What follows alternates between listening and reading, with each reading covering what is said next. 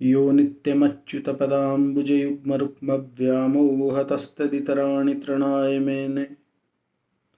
अस्मद्गुरोर्भगवतोऽस्य दयैकसिन्धो रामानुजस्य चरणौ शरणं प्रपद्ये। जय श्रीमन नारायण। समस्त माहेश्वरी समाज को महेश नवमी की शुभकामनाएं।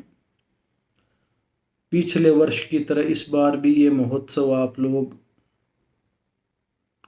अपने अपने घरों से बड़ी ही दिव्यता और भव्यता से संपन्न करने जा रहे हो। परिस्थिति जन्य निर्णय लेकर अपनी परंपराओं को नष्ट ना होने देना ही बड़ी बात है। हमारा धर्म नष्ट न हो, हमारी परंपराएं नष्ट न हो, वो चलायमान रहे। और माहेश्वरी समाज तो धर्म को चलायमान रखने में अपनी विशेष भूमिका निभाता है। आज कोई भी संप्रदाय हो, कोई भी धर्म हो, कोई भी क्षेत्र हो, जहाँ जहाँ माहेश्वरी समाज निवास करता है, वहाँ आप लोग धर्म को धारण किए हुए हो, उसमें अपना सहयोग देकर, सहभागिता देकर उसको पूर्ण करने में अहम भूमिका निभाते हो। और मानव जीवन की सार्थकता यही है।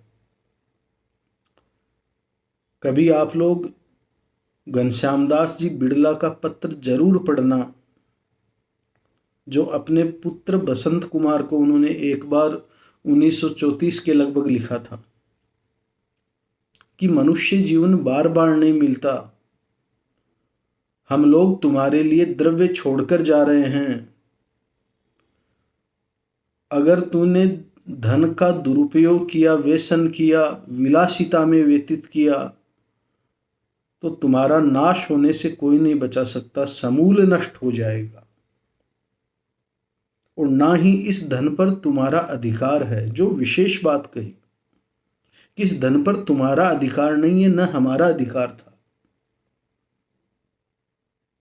ये द्रव्य तो समाज का अधिकार है, उस पे उन निराश्रित लोगों का अधिकार है, उन याचकों का अधिकार है जिनका पोषण करने की हमारी जिम्मेदारी बनती है।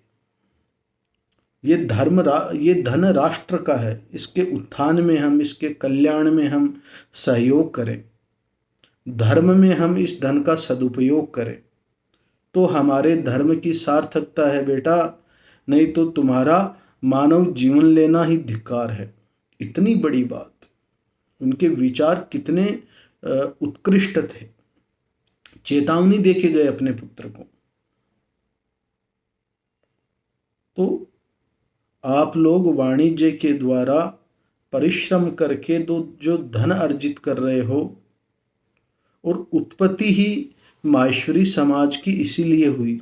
अगर आप महेश नवमी की कथा पढ़ोगे, अपना इतिहास देखोगे, तो अगर आप में जिस प्रकार बिड़ला जी अपने पुत्र को समझा रहे हैं कि जीवन की सार्थकता मद में नहीं है, घमंड करने में नहीं है, विनम्रता में है, तो विनम्रता में एक चूक हो गई थी उन 72 उमरावों से, जिसका फल क्या मिला कि पत्थर की मूर्त बनना पड़ा। और भूल क्या थी?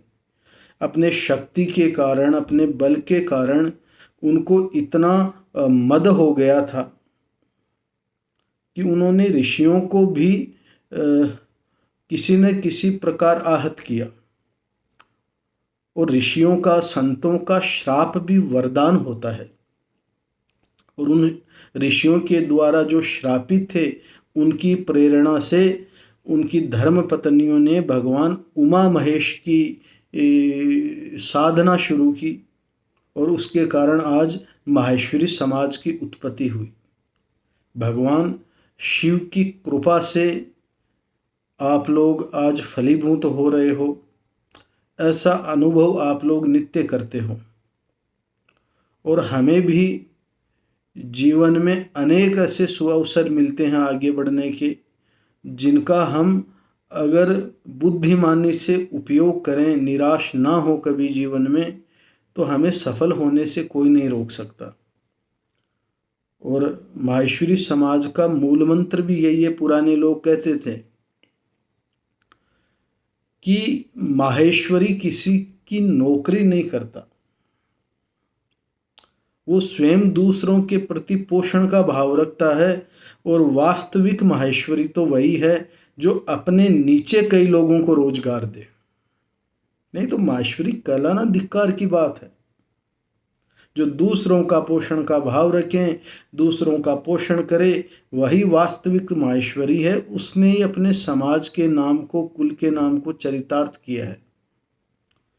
पर अभी वर्तमान समय अत्यधिक निराशा वाला है। कई लोगों ने अपने बंधु बांधवों को भी खो दिया है। पर धैर्य और हिम्मत ना खोएं जीवन में। परिस्थितियां अनेक बार ऐसी सामने घटित हो जाती है कि जहां हमें धर्म से और अपने जीवन दोनों से ही भरोसा उठ जाता है। पर ऐसा नहीं कि हम जीना छोड़ दें।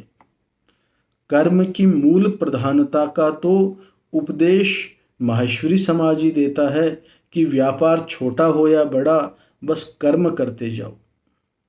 और ये जो निराशा का समय है, इसमें अगर आप थोड़ा धैर्य रखोगे, जीना तो पड़ेगा। अनेक विषाद मानव जीवन में आते हैं। मानव जीवन की सार्थकता तो धर्म के अनुसार जीने में है। पर कई लोग कहते हैं कि हमारा दुर्भाग्य था कि हम मनुष्य बने। क्यों भाई? कि इसमें अनेक प्रकार के कष्ट होते हैं, अनेक प्रकार के संताप होते हैं कि जीवन में पग पग पर समझौता करना पड़ता है। पर महान व्यक्ति वही है, सफल व्यक्ति वही है जो परिस्थितियों से समझौता करता हुआ आगे निकल जाए। और ठाकुर जी की कृपा पर बने रहे और आप लोग अपने व्यापार को बढ़ाते हुए दूसरों के पोषण का भाव रखें। भगवान आप सभी को स्वस्थ रखें, आपका नित्य मंगल हो। यही ठाकुर जी से प्रार्थना करते हैं। जय श्रीमन नारायण।